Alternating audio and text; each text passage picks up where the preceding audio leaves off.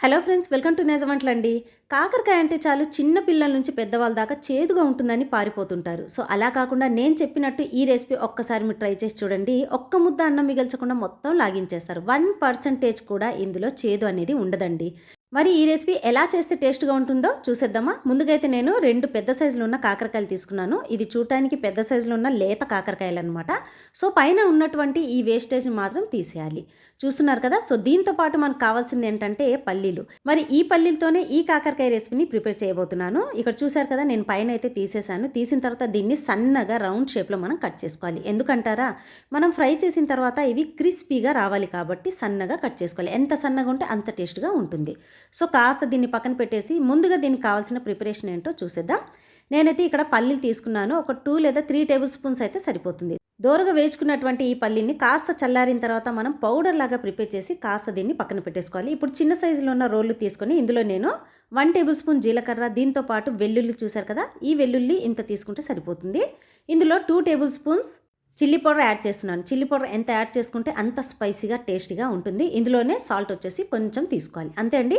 ఇప్పుడు దీన్ని ఏం చేయాలంటే కొంచెం మనం ఇక్కడ దంచుకోవాలన్నమాట. అంటే ఎలా అంటే కచ్చబచ్చగా మనం జస్ట్ ఈ విధంగా దంచుకోవాలి. ఇందులో వాటర్ మాత్రం యాడ్ చేయొద్దు, మర్చిపోకండి. ఎందుకంటే వెల్లుల్లిలో ఉన్నటువంటి మాయిశ్చర్తోనే మనకి ఈ విధంగా వస్తుంది. వాటర్ మాత్రం నేనైతే ఒక్క డ్రాప్ కూడా యాడ్ చేయలేదు. సో కాస్త మనం దీన్ని దంచుకున్న తర్వాత ఒక ప్లేట్లోకి నేను తీసేస్తున్నాను. ఇప్పుడు ఇందులో మనం ప్రిపేర్ చేసినటువంటి పల్లీల పొడి ఉంది కదా, ఈ పల్లీల పొడిని ఇందులో యాడ్ చేసుకొని మనం చేత్తో మిక్స్ చేసేసుకోవాలి. ఇలా ఈ విధంగా మిక్స్ చేసిన తర్వాతే మనం ఈ రెసిపీని ప్రిపేర్ చేయాల్సి ఉంటుంది.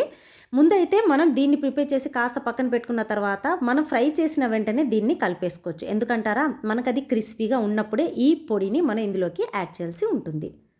ఈ పొడితోనే కాకరకాయకి మంచి టేస్ట్ అనేది వస్తుంది. దీన్ని ఎన్ని రోజులైనా మనం స్టోర్ చేసుకోవచ్చండి. మినిమం ఒక 10 డేస్ అయినా మనం ఈజీగా దీన్ని స్టోర్ చేసుకొని తినొచ్చు. ఒక్క డ్రాప్ వాటర్ కూడా మనం ఇందులోకి యాడ్ చేయం కాబట్టి చాలా రోజుల వరకు స్టోరేజ్ అనేది ఉంటుంది. మీరు ఎంత తిన్నా ఇంకా తినాలనిపిస్తుంది. ఏ కర్రీస్ లేనప్పుడు ఇలా మీరు ప్రిపేర్ చేస్తే సరిపోతుంది. ఇంకోటి ఏంటంటే వేడి వేడి అన్నంలో కొంచెం నెయ్యి వేసుకొని తినేస్తే చాలు. కడుపు నిండుగా ఒక్క ముద్ద అన్నం మిగల్చకుండా మొత్తం లాగించేయచ్చు. మనం కట్ చేసి పెట్టుకున్నాం కదా కాకరకాయని, ఈ కాకరకాయ ముక్కల్ని ఈ విధంగా మనం ఫ్రై చేసుకోవాలి. చూసారు కదా, మరీ నల్లగా లేకుండా ఈ కలర్ వస్తే మనకి సరిపోతుందండి. ఈ కలర్లో ఉన్నప్పుడే ఈ కాకరకాయని మనం తీసేసి కొంచెం ప్లేట్లో వేసేసామనుకోండి, కాస్త చల్లారిన తర్వాత క్రిస్పీగా వస్తుంది.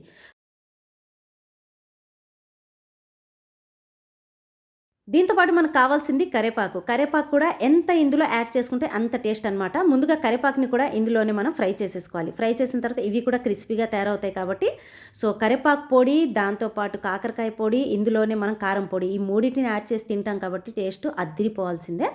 సో ఇక్కడ చూడండి, కరేపాకు ఫ్రై అయిపోయిన తర్వాత దీన్ని కూడా ఒక ప్లేట్లోకి తీసేసుకోవాలి. సో ఇలా మీరు ఎంత కరేపాకైనా ఇందులోకి తీసుకోవచ్చు. 1 బై 1 ఇలా ఫ్రై చేసుకుంటూ మనం పక్కన పెట్టేసుకున్న తర్వాత ఇప్పుడు ఫైనల్గా వచ్చేసి ఒక ప్లేట్లోకి కాకరకాయ మనం ఫ్రై చేసి పెట్టినటువంటి ఈ కాకరకాయని తీసుకోవాలి. ఈ కాకరకాయ చూడండి ఎంత క్రిస్పీగా మనకు కనిపిస్తుందో. సో అందుకే నేను మీకు సన్నగా కట్ చేయమని చెప్పింది. సో ఈ విధంగా క్రిస్పీగా తీసుకున్న తర్వాత దీన్ని ఏం చేయాలంటే చేత్తోనే మ్యాష్ చేసేసుకోవాలి. అంటే డైరెక్ట్గా ఇదే కాకరకాయ మీద ఇవన్నీ యాడ్ చేసుకుంటే టేస్ట్ అనేది రాదనమాట. ఎంత చేత్తో మనం దీన్ని ఈ విధంగా మ్యాష్ చేసుకుంటామో అంత టేస్ట్ అనేది వస్తుంది.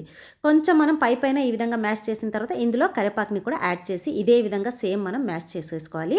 మామూలుగా కరివేపాకు పొడి అయినా ఏ పొడి అయినా మనం మిక్సీలోనే ఈజీగా మనం గ్రైండ్ అయిపోతుంది కదా అనేసి మెత్తగా గ్రైండ్ చేసేసుకుంటాం. కానీ అలా చేస్తే టేస్ట్ మాత్రం అస్సలు ఉండదు. అలా కాకుండా మనం జస్ట్ చేత్తోనే ఈ విధంగా మ్యాష్ చేసుకుంటే చాలండి. జస్ట్ పైన అలా మ్యాష్ చేసుకుంటే సరిపోతుంది. సో ఈ విధంగా మ్యాష్ చేసుకున్న తర్వాత ఇప్పుడు ఇందులో మనం కారం పొడి కలిపి పెట్టుకున్నాం కదా, సో ఆ కారం పొడిని ఇందులోకి తీసేసుకోవటమే. చూసారు కదా, 1 బై 1 ఇందులో యాడ్ చేసుకుంటూ ఈ విధంగా చేత్తో మ్యాష్ చేసుకుంటే కారం పొడి చాలా టేస్ట్గా వస్తుంది. మీరు ఎంత తిన్నా ఇంకా తినాలనిపిస్తుంది. సో మరి ఈ రెసిపీ ఒక్కసారి మీరు ట్రై చేసి మీకు చేదుగా ఉందా లేదా ప్లీజ్ నాకు కామెంట్ చేసి, ఈ రెసిపీ నచ్చినట్లయితే లైక్ చేయడం మాత్రం అస్సలు మర్చిపోకండి.